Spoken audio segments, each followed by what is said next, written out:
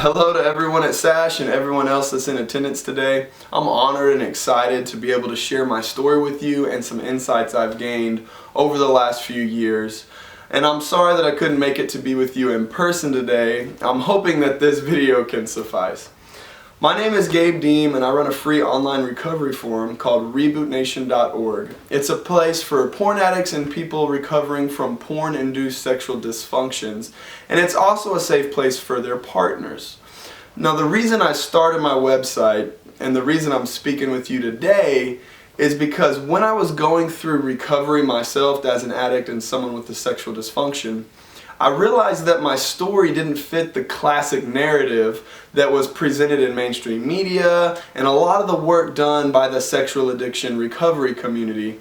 I noticed that there was a lot of misconceptions floating around that was confusing to me at some level, but really confusing to a lot of the people on forums that were seeking and searching for answers to their problems. So my hope today is by sharing my story and exposing some of these misconceptions, it'll help you have a better understanding of where I'm coming from and help you as professionals engage your clients, the media, patients, or any area that you work in. Now, I grew up as a part of the first generation with unlimited access to internet porn, where we could watch whatever we wanted, whenever we wanted, for as long as we wanted, with the click of a button. And we could do this all anonymously and without paying any money for it. It was all free on list sites and later on down the line what we call tube sites, sites that mimic YouTube.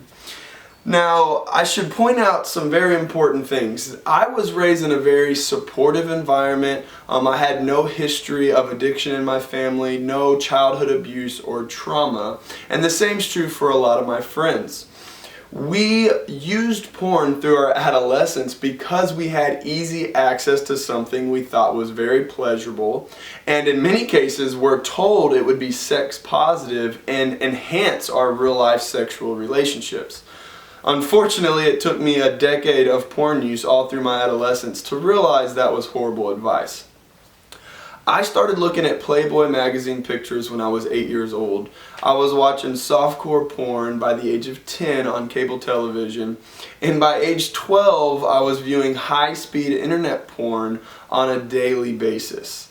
Now, this was a normal part of teen culture. In fact, at the middle school I went to, we would pass pieces of paper around with websites of where we could watch free content and give each other tips of how to hide it from our parents, things like clearing your history and erasing your cookies and stuff like that. It was a normal part of what we were doing, and there was very little to no shame around our porn use. We would watch porn together in class, and sometimes there was many instances in high school. I actually went to a high school that was one of the first schools in the world where they issued all the students at our high school laptops.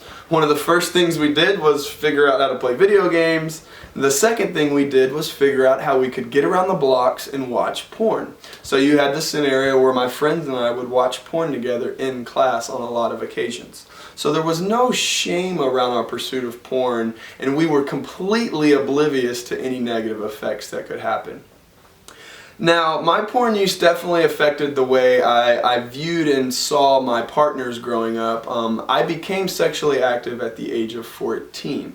And that was when the battle of my drive for real life partners and my drive for porn began, if you will. And I didn't notice any negative effects from my porn use until I was the age of 23. That was when I reached a point where I became dependent on porn to function sexually. I went to have sex with a beautiful girl, a partner I found extremely attractive. And when we went to have sex, my body could not respond at all. It felt like an alien situation. There was no arousal. Now, to make a long story short, when I realized my porn use is what caused my erectile dysfunction, I decided to quit. And from that moment on, I spent as much time as I could reading and learning everything I could on addiction, neuroscience, sexual conditioning, and I also was staying really plugged into the recovery community, reading and learning everything I could about guys who've been successful and people's, stories and backgrounds of what led to their problems. I also began to notice that this was clashing with a lot of what I was reading in mainstream media and the material from the sexual addiction recovery community. There was a couple misconceptions that began to stand out at me about what they were saying about porn addicts and the generation that grew up with internet porn, and what they were saying around the topic in general. And I want to cover a couple of those. The first one I want to talk about is I contend porn addiction is not sex addiction. Although porn addiction is sexual, it's more like an internet addiction. For instance, if you take a guy who spends all day playing Madden NFL, a football video game on Xbox, would you call him a football addict? If playing the video game is all he's ever done, for one, he might not be able to throw or catch a ball in real life, and two, his drive, energy, and time is for pixels and accomplishment on the screen, not on a real football field. In the same way, a porn addict may have never had sex in real life, and if he has porn-induced erectile dysfunction, can't have sex in real life. I contend, how can you be addicted to something you've never done or something you can't do? Now, I know this seems like it's just about semantics, but it's very confusing to a young person who grew up to be labeled a sex addict. They're not the same thing, and a lot of times porn addicts don't relate to the stories and the experiences of sex addicts. For example, a guy posted this quote on my website, and I want to read it to you. It's one of many examples I could have used. The member said, "I kept looking for help in all the wrong places, like Sex Addicts Anonymous. I needed help with my porn addiction, not sex. I couldn't even have sex anymore. Not that I couldn't get it up, but I just was so disinterested in the real thing. I was so addicted to the click, waiting for the perfect scene or image. Oh, I shudder now at just thinking of it. The best way to define my behavior is by pretending that I'm watching myself through my bedroom window and I see a pathetic guy up at 3 a.m., drunk, stinky, in his underwear, and has been edging to porn for the past 10 hours. The term edging is describing behavior that a lot of porn addicts do, where you click and click and click and you search for the perfect scene to climax to during that session. It's something very common in our generation that grew up with internet porn, where we have unlimited novelty at our hands instantly, and we can always click to something new, more shocking. This is called edging. So you can see that if you take a young person who has never been intimate with a real person before, or can't be intimate with a real person before, or has a low sex drive or a low drive for a real partner, and is disinterested in the real thing, you can see how the label of a sex addict will be very confusing to him. Now that leads me into my next misconception, and that is that porn addicts don't always have high sex drives. A lot of naysayers of porn addiction and porn causing problems will say that addiction isn't real and it's only a reflection of their libido or their high sex drive.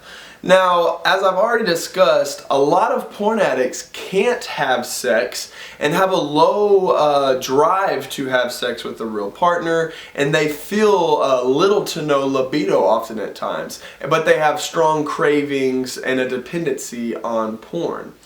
A 2014 Cambridge study found that a majority of the subjects, about 60%, had low libido and erectile dysfunction with their real partners, but not with porn, a clear sign of porn addiction and porn-induced sexual dysfunction.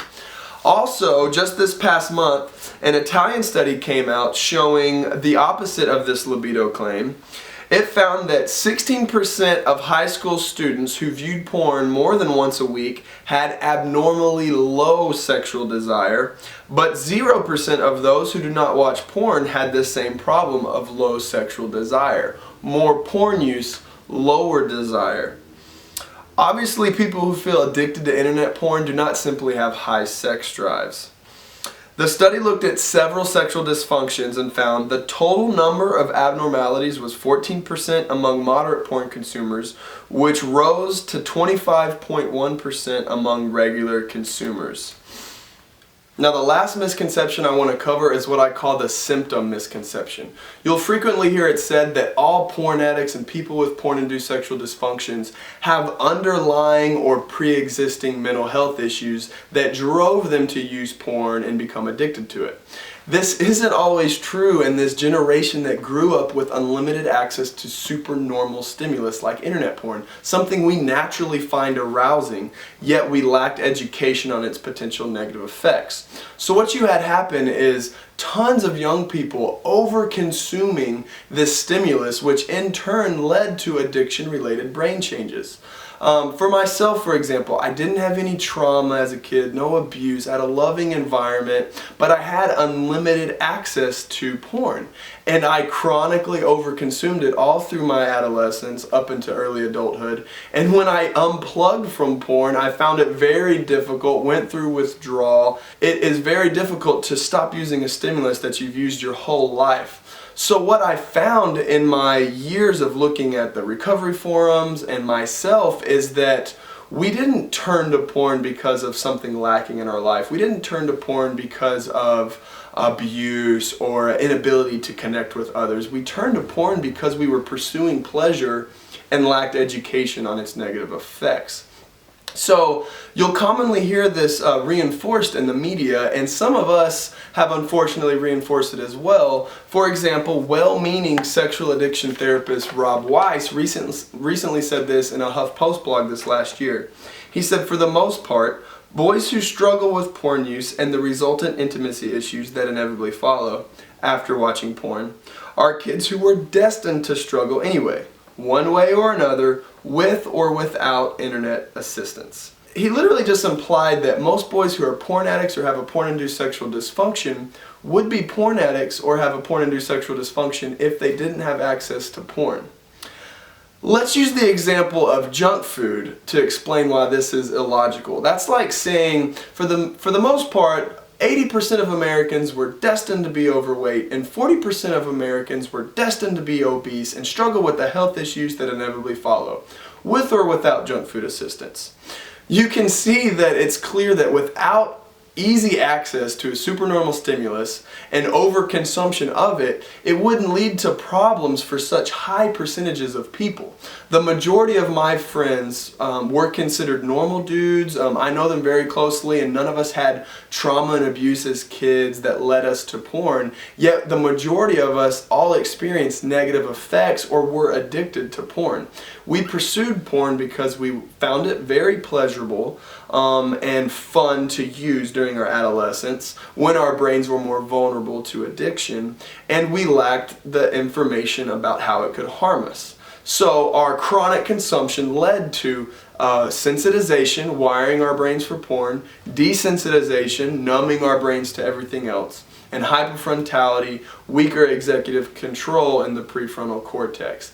The negative consequences happened regardless of what happened before we decided to pursue our porn use. It's important for every therapist to understand that, because looking for underlying issues isn't always going to solve the problem, but I contend we can educate everyone about the potential negative effects and the science about the brain and its ability to wire up to what it experiences, and the science behind sexual conditioning yourself to need a certain stimulus to function. Alright, I hope some of this was insightful and informative, and again, I'm very thankful I had this opportunity to share with you. Feel free to contact me. You can do that through my website, rebootnation.org, or contact me on Twitter. My handle is @Gabe Deem. And I hope y'all have a great rest of the conference and a great day. Much love.